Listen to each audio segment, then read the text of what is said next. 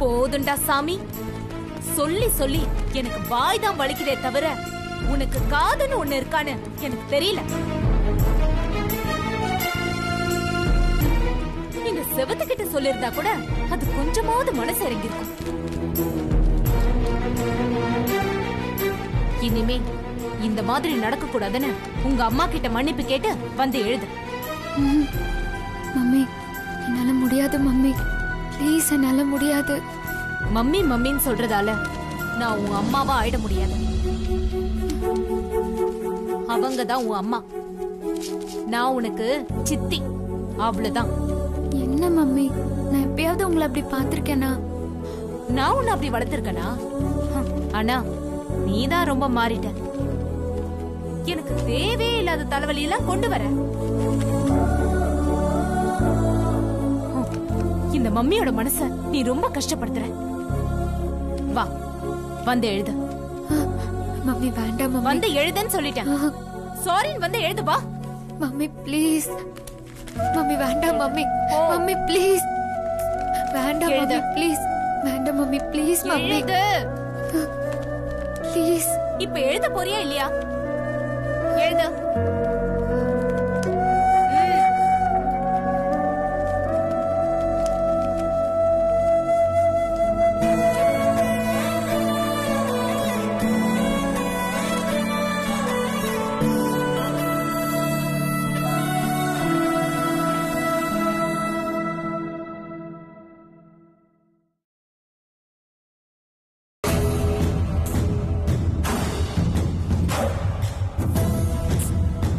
இன்னைக்கு பர்த்டேல கல்யாண விஷயத்தை முடிவு பண்ணிடலான்னு நம்ம 3 பேரும் போட்ட பிளான 10 நிமிஷத்துல பானையை போட்டு உடைச்ச மாதிரி நொறுக்கிட்டு போயிட்டா அந்த கேக் காரி. ஒரு வகையில அந்த பொண்ணு சண்டை போட்டது கூட நல்லதா போச்சுக்கா. போட்ட 7 கண்டிஷனும் எவ்வளவு கேவலமா இருந்ததுன்னு ஏஜிக்கு ஆணி அடிச்ச மாதிரி சொல்லிட்டு போயிட்டா. ஆணியாவது அடிக்கிறதாவது அப்படி புரிஞ்சுக்கிற மனுஷனா இருந்தா நாம ஏன் இவ்வளவு நாள் போராடிக்கிட்டு இருக்க போறோம்? ஹிட்லராவது மாறுறதாவது என்னைக்குமே மாற மாட்டாரு. பிரபலியாத்த மாதிரி ஒரு பொண்ணை ஏஜிக்கு கல்யாணம் பண்ற வரைக்கும் அவரு பிடிவாதத்தை விட்டு கீழே வரவே மாட்டாரு. நாம போடுற பிளான் அத்தனையும் கெடுத்துக்கிட்டே தான் இருப்பாரு. கெடுக்கிறாரா இல்ல தான் தலையில மண்ணலி போட்டுக்கிறாரான்னு தெரியல.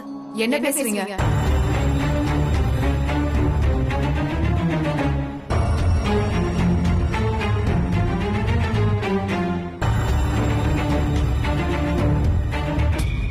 மனசுல இருக்கிறதெல்லாம் வெளியில பேச வேண்டாம்னு எவ்வளவு வாட்டி நான் சொல்றது சித்ரா? சாரி அக்கா, உங்கள மாதிரி மனசுக்குள்ள ஒண்ணு வச்சு வெளியில ஒண்ணு பேசுறது எனக்கு தெரியாது.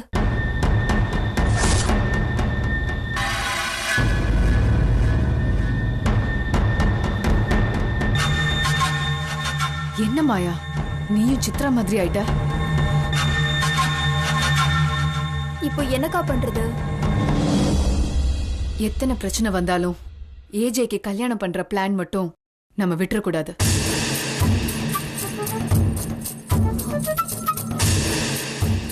இன்னைக்கு அந்த பொண்ணு வந்து குழப்பம் பண்ணாம இருந்திருந்தா ஏதாவது ஒரு முடிவு வந்திருக்கும். ஏஜி சும்மாவே ஆடுவாரு, கால்ல சலங்கையை வேற கட்டி விட்டுட்டா அந்த கேக்குக்காரி.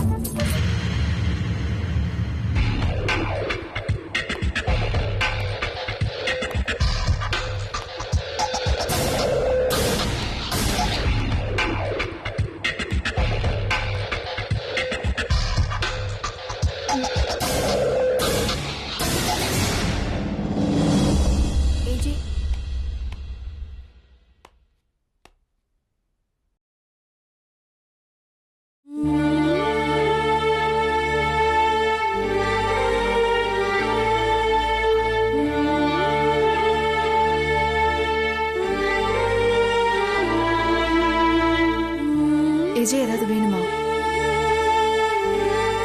வேணும். என்ன வேணும் ஏஜே?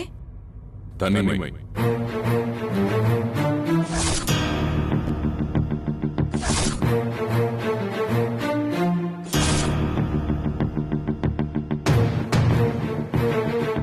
சாரி ஏஜே, இப்படி நடக்கும்னு எனக்கு தெரியல.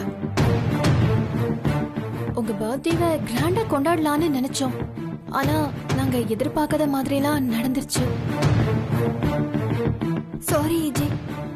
தப்ப நியாயப்படுத்தினாலும் அது தப்பு தான்.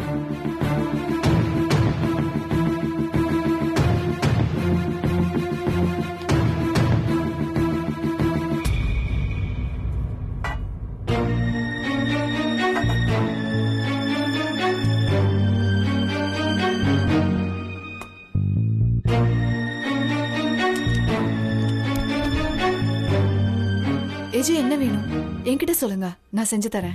ஐயோ பாவம், அந்த கஷ்டம் உங்களுக்கு வேணாம். ஏற்கனவே நான் பிரபலியம் மறக்கணும்னு சொல்லி நீங்க ரொம்ப கஷ்டப்பட்டுட்டு இருக்கீங்க.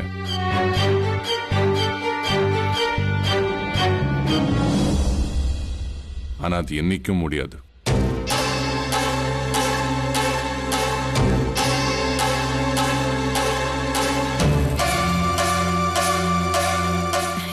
இன்னொரு கல்யாணம் பண்ணிக்கிட்டா எல்லாத்தையும் மறந்துடுவீங்க. வரவளை நினைச்சு போனவளை மறந்துட்டீங்கல்ல, என்னையும் உங்களை மாதிரி ஆக்க ட்ரை பண்ணிட்டு இருக்கீங்க.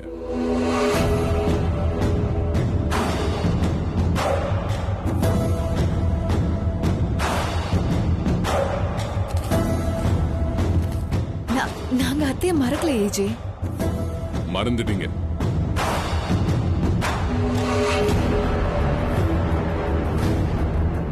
என்னோட பர்த்டே அன்னைக்கு ஒவ்வொரு வருஷமும் அவ எனக்கு ரவா கேசரி செஞ்சு கொடுப்பான். அவ போனதுக்கு அப்புறம் என் பர்த்டே அன்னைக்கு ரவா கேசரி செஞ்சு அவளோட போட்டோ முன்னாடி கொண்டு போய் வைப்போம். ஆனா இந்த தடவை அது நடக்கல.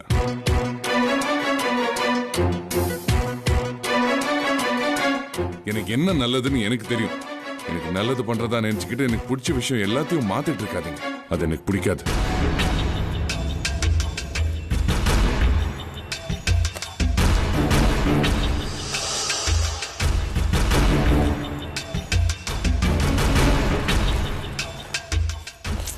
அது இங்க கொடுங்க, நான் பாத்துக்கிறேன். இனிமே நான் சந்தோஷமா நிம்மதியா இருக்கணும்னா பிரபலியத்தை சம்பந்தப்பட்ட எல்லா விஷயத்தையும் ஞாபகம் வச்சுக்கணும். இனிமே நாங்க எதையும் மறக்க மாட்டோம்.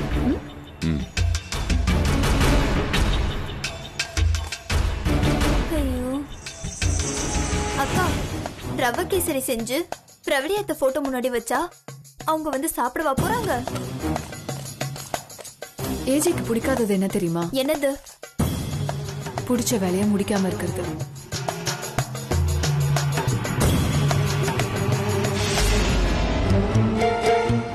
சித்ரா, அந்த முந்திரி பருப்பு எடு. போட்டோக்கு வைக்கிறதுக்கு முந்திரி பருப்பு வேறையா?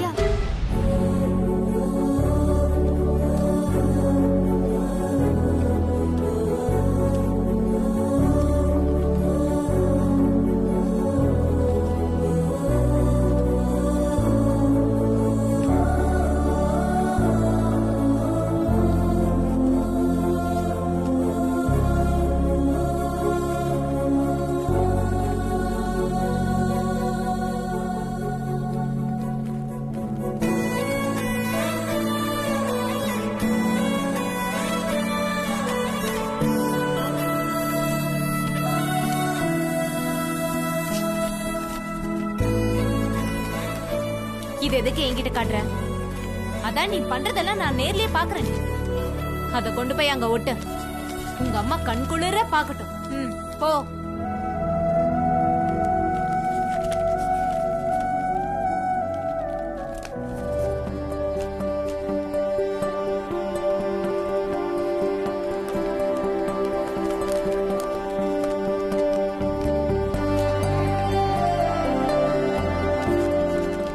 பாத்தியா, சாரி சொல்றதுக்கு கூட உனக்கு ஒரு இடம் கிடைக்கல.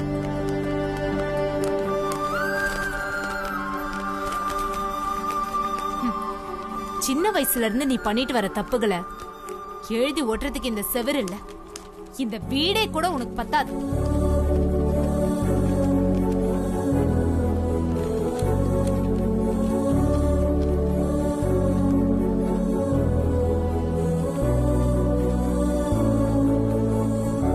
மறுபடியும் ஏதாவது செய்ய நினைக்கும் போது நான் சொல்றத ஞாபகம் வச்சுக்கோ.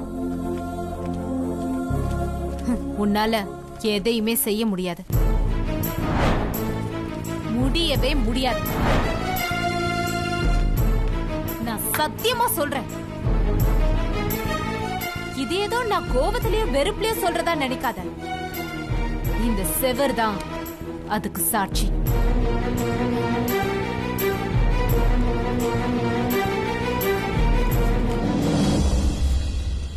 இந்த செவர் சொல்றது உன் காதுக்கு கேக்கல? இத பாரு, ஒண்ணு மட்டும் புரிஞ்சுக்கும். இந்த மாதிரி தப்பு செஞ்சுட்டு இருக்கிற வரைக்கும் உன் தலையெழுத்த மாத்தவே முடியாது. உன் வாழ்க்கையே அவ்வளவுதான். நான் என்ன பண்ணேன் மம்மி? நான் தெரிஞ்சு எந்த தப்பும் செய்யல. தப்புன்னு சொல்றது கூட குத்தம்னா நான் என்னதான் பண்றது? போதும், நிறுத்த. உன்னை பத்தி நீயே எனக்கு சொல்றியா? நீ வேணுங்கிற அளவுக்கு பண்ணிட்ட. எல்லாத்தையும் விட பெரிய தப்பு நீ எப்போ பண்ணிட்ட. அப்படி நான் என்ன பண்ணேன் மம்மி? என்ன? நீ என்ன பண்ணியா? அத ஏன் வாயால சொல்லணும்னு நினைக்கிறியா? நீ என்ன தப்பு பண்ணன்னு உனக்கு தெரியாதா? என்ன பண்ண? உன்னை பெத்த தாயோட சாவுக்கு காரணம் நீதாண்டி.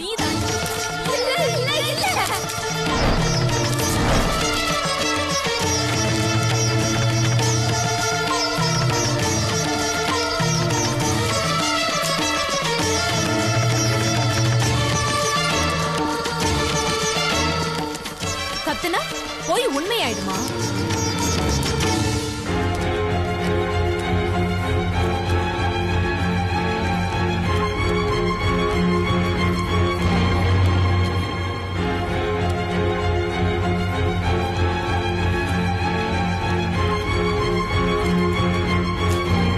உன்னால எதையுமே செய்ய முடியாது.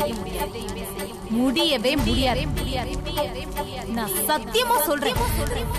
இது ஏதோ நான் கோபத்திலேயே வெறுப்புலயே சொல்றதா நினைக்காத. உன்னால எதையுமே செய்ய முடியாது.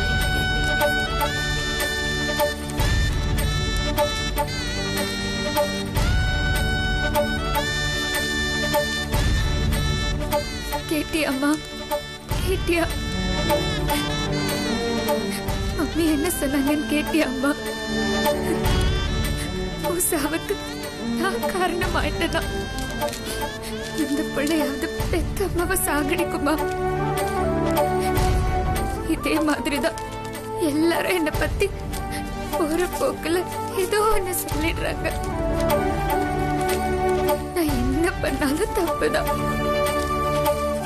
அப்பாவை நல்லா பாத்துக்கிட்டா தப்பு, தங்கச்சி அன்பா கவனிச்சுக்கிட்டா தப்பு, வெளியே யாராவது கேள்வி கேட்டு அதுக்கு பதில் சொன்னாலும் தப்பு, வீட்ல வெளியில ஸ்கூல்ல நான் செய்யாத தப்பு செஞ்சேன்னு சொல்றாங்க. என்னால எந்த வேலையும் சரியா செய்ய முடியாதுன்னு சொல்றாங்க. நீ இருந்திருந்தா எனக்கு இப்படி எல்லாம் நடக்குமா? எது நல்லது எது கெட்டதுன்னு சொல்லி கொடுத்திருந்தா நான் கத்துட்டு இருந்திருப்பேம்மா. ஆனாலும் இப்ப வரைக்கும் நான் எந்த தப்பும் செய்யலம்மா. இந்த மம்மி கட்டாயப்படுத்தி மன்னிப்பு கடிதம் எழுத வைக்கிறாங்க.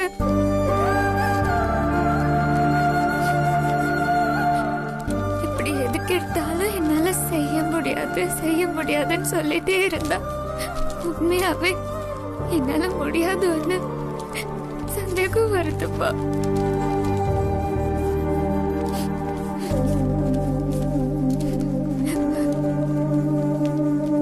அக்கா வாக்கா, வாக்கா வா.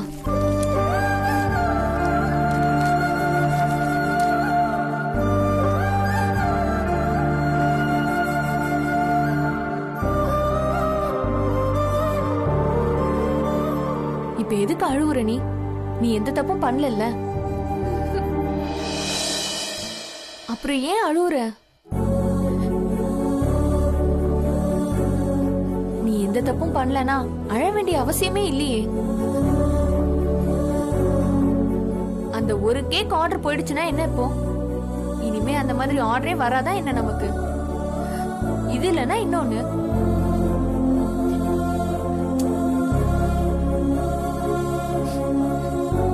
ஆனா எல்லாரும் என்னால எதுவும் முடியாதுன்னு. அப்படி சொல்றவங்களுக்கு தான் எதுவும் முடியாது.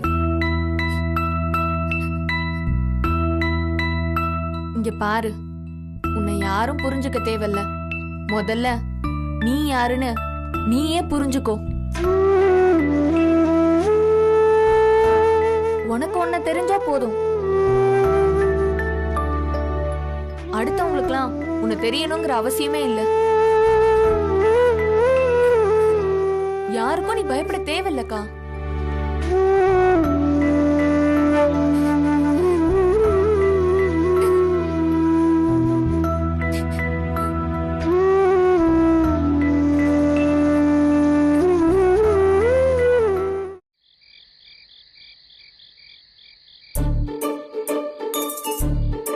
மாயாக்கா, இந்த இருட்டு எவ்வளவு நல்லா இருக்குல்ல. இந்த நிலைமையில கூட எதையாவது ரசிக்கிற அளவுக்கு எப்படிதான் இருக்கியோ தெரியல. அதுவும் இந்த இருட்டு உனக்கு ரொம்ப நல்லா இருக்கா? அததான் நானும் சொல்றேன். நம்ம வீட்ல அவ்வளவு வெளிச்சம் இருந்தும் இந்த இருட்டுல நிம்மதியை தேடுற அளவுக்கு நம்மள கொண்டு வந்து விட்டுட்டாரு ஏஜி. வீட்ல இருந்தா பைத்தியம் பிடிக்கிற மாதிரி இருக்கு. வர வர ஏஜியோட டார்ச்சர் ஜாஸ்தி ஆயிடுச்சு. பேருக்கு தான் பெரிய ரெஸ்டாரண்ட் இருக்கு. அதுல 50 வகையான ஸ்வீட் இருந்தும் அத்தைக்கு ரவா கேசரி தான் செய்யணும். அதுவும் நாம தான் செய்யணும். ரெஸ்டாரண்ட்ல டோன்ட் வேஸ்ட் ஃபுட்னு போர்டு போட்டுட்டு வீட்ல மட்டும் அத்தை போட்டோக்கு கேசரி வச்சு வேஸ்ட் பண்ணுவாரு. கேசரி செய்யலனா செத்து போன அத்தை மேல நமக்கு மரியாதை இல்லைன்றவாரு. இங்க மட்டும் என்ன வாழ்தான்? எனக்கும் ஒரே தொந்தரவா தான் இருக்கு. நான் யாருக்கிட்ட போய் சொல்றது? எனக்கு கல்யாணம் ஆயிடுச்சுன்னு தான் பேரு. இன்னும் என் வீட்டுக்காரர் ஏஜே சொன்னாதான் வீட்டுக்கு வராரு. அவர் சொல்ற வேலையை தான் செய்யறாரு. ரெஸ்டாரண்ட்டுக்கு தாலி கட்டினாரா இல்ல எனக்கு தாலி கட்டினாரான்னு எனக்கே தெரியல. ஏஜேக்கு 3 பசங்க. 3 பேர்ல யாருக்கும் குழந்தை இல்ல. அதுக்குதான் அவருக்கு கல்யாணம் பண்ணி வச்சா நாம கொஞ்சம் ஃப்ரீயா இருக்கலாம்னு பார்த்தா ஏஜி அந்த பாழா போன 7 கண்டிஷன்களை வச்சுக்கிட்டு அவரும் வாழாம நம்மளையும் நிம்மதியா வாழ விடாம டார்ச்சர் பண்ணிக்கிட்டு இருக்காரு. நான் ஒரு ஐடியா வச்சிருக்கேன். ஏஜி கல்யாணம் பண்ணிக்கிட்டு புது அத்தை கூட பிஸியா இருந்துட்டா நான் ரெஸ்டாரண்ட்டுக்கு போய் இன்சார்ஜ் எடுத்து 6 மாசத்துல அது 7 ஸ்டார் ஹோட்டலா மாத்திடுவேன். ஏஜி எப்போ கல்யாணம் பண்ணிக்கிறாரோ அப்பதான் நமக்குலாம் விடுவு காலம். நீங்க தப்பா யோசிக்கிறீங்க.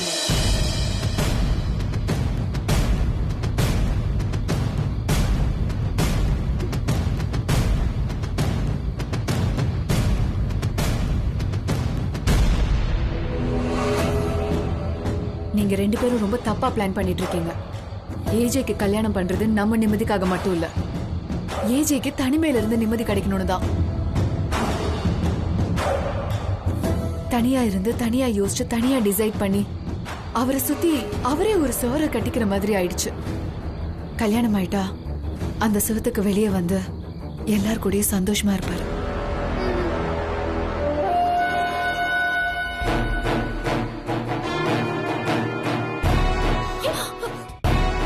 முதல்ல அவரு கல்யாணம் செய்யறதுக்கு ஒத்துக்கணும். அவரை ஒரு பொண்ணு கல்யாணம் செய்ய ஒத்துக்கணும். அப்புறம் தான் மத்ததெல்லாம். இன்னைக்கு வீட்ல நடந்த பிரச்சனையை பார்க்கும்போது எனக்கு அந்த நம்பிக்கை இல்ல.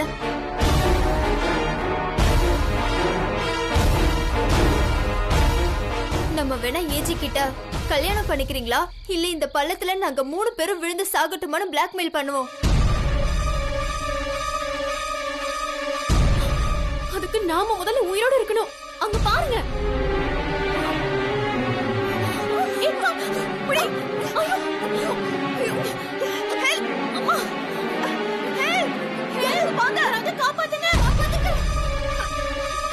யாராவது இருக்கீங்களா?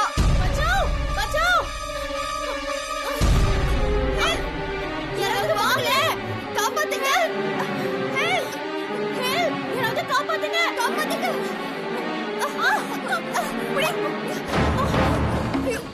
யாராவது இருக்கீங்களா? யாராவது வாங்க. யாராவது இருக்கீங்களா?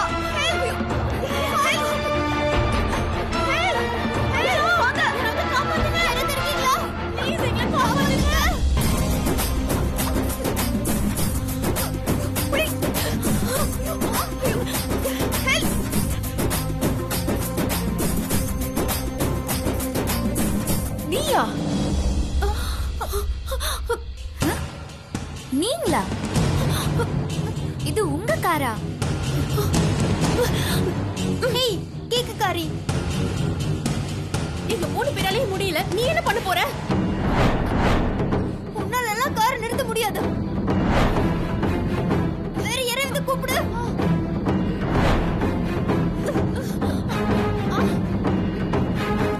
உன்னால எதையுமே செய்ய முடியாது. முடியவே முடியாது. நான் சத்தியமா சொல்றேன். ஏய், உன்னால முடியாது. போய் யாரையாவது கூட்டிட்டு வா போ. உன்னால கார் நிறுத்த முடியாது. வேற யாரையாவது கூப்பிடு.